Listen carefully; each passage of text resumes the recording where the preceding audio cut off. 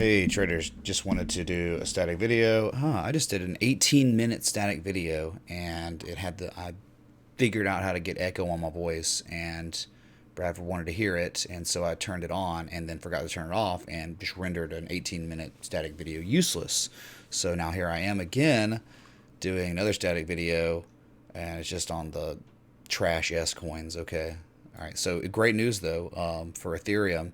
It has broken out of the downsloping price contraction, the falling wedge, finally. It did it with a bullish engulfing candle days ago, and it's still outside, but has yet to really take off yet, which that's fine. It's daily time scale. It's very significant and slow.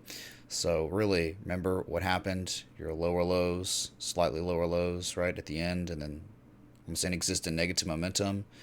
And then you got the tail end bullish divergence in the RSI. All right, that's at critical supports. That's where it starts. That's how it always begins.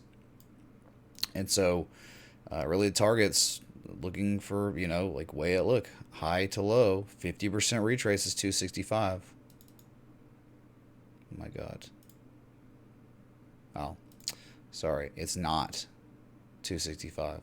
I thought it auto did that now. All right. So adjustments made, making sure that was, remember, if you're in log scale, which I am, make sure that's clicked. Fib levels based on log scale. Good God. Can't catch a break today, man. All right, so high to low, you're looking for 245 and 269 as your targets. All right, that is it. That is a simple way to trade wedges with Fibonacci from the height of the structure to the low point. There they are. Awesome, man. Oh my God, no matter what, it's always busted. Always scuffed, man. All right, so Litecoin was in a similar situation, still in log scale here. And really critical supports, very critical supports. That's the major swing low right there. One of them anyway, that you break that, trends, and you stay below that, trend's over, man. It's a nice bear trend at that point. All right, so same stuff going on, right? Lows, lower lows, lowest lows, lower levels of negative momentum. Kind of higher levels relative strength from this low to this low, even though the RSI isn't near as clear because you had these lows here that were kind of bearishly converging. So it was the MACD there that was really clear at the support, and you haven't broken out anything. If we go to linear scale in the short term, right, you're just in a well-established downtrend, but you could be potentially double bottoming. I don't think you have a confirmed double bottom until you break above $71 convincingly. Look, you up thrusted, you're kind of range bound, but a slightly higher low. And if we did ever break that $71 area, a measured move of the pattern would put you up at $81 if someone was trying to trade that. But remember, if you're in a downtrend, are double bottoms, bullish patterns that good in downtrends? Maybe not, right? But and you have also to worry about the downsloping resistance that it looms just ahead at around $73 to $74, depending on when you get there. So that's good though, because like when you get close to these areas, you can't break out of downtrends of these channels without getting close to them and then breaking them, right? So that's good news. So if the breakout was going to be happening, maybe it would come soon, but there's always a chance that it could hit these areas and then just dump again.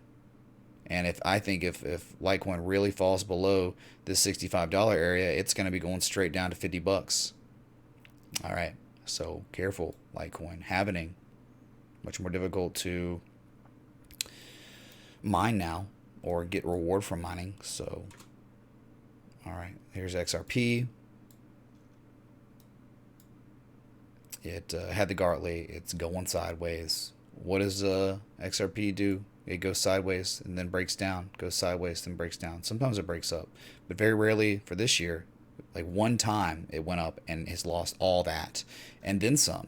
It's actually at the, all year that it was trading at, all year it's at lower prices. So terrible investment. If anyone ever tried to call XRP an investment, they're wrong. It's just a gamble. It's just speculative, almost unlimited supply. Look where it is right now. I mean, it's back to levels August 18th, right? But hey, good news is it's holding above that 25 cent area, that's great. It fell below it a couple times, and it keeps holding above it. So maybe eventually you'll get a spring to the upside. And it also looks kind of like a double bottom, doesn't it? But targets on the Gartley right around 28 cents and this 29.4 cent area, this resistance you can see clear as day. That's another target if it was to break the upside. It would take profit there. And that's near the top of the downsloping channel it's been in. But yeah, man, daily bullish divergence on this one.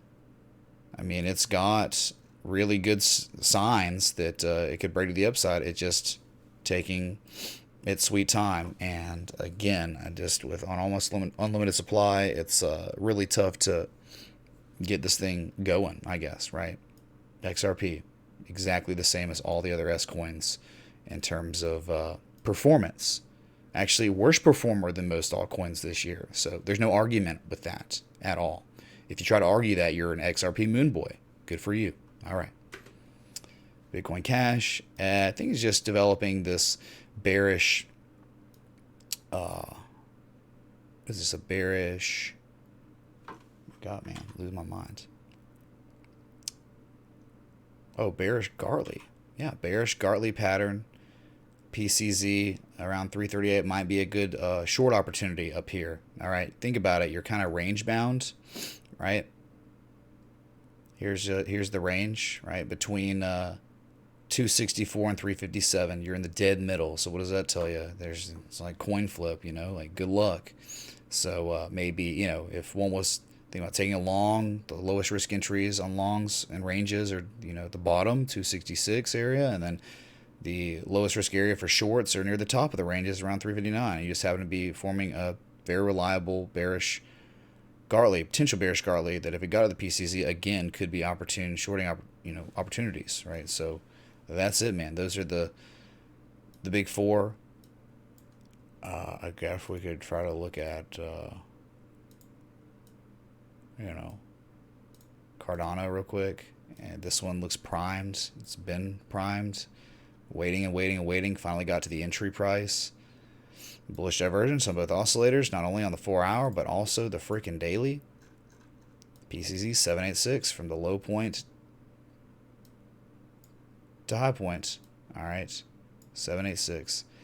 And so, man, when will it break out of this freaking wedge? Always a chance, right? If it hadn't broken yet, it could always go to the bottom of the wedge if it wanted, or if market participants wanted to push it down. I mean, right? So, but that freaking divergence just kept going, man. Just kept going.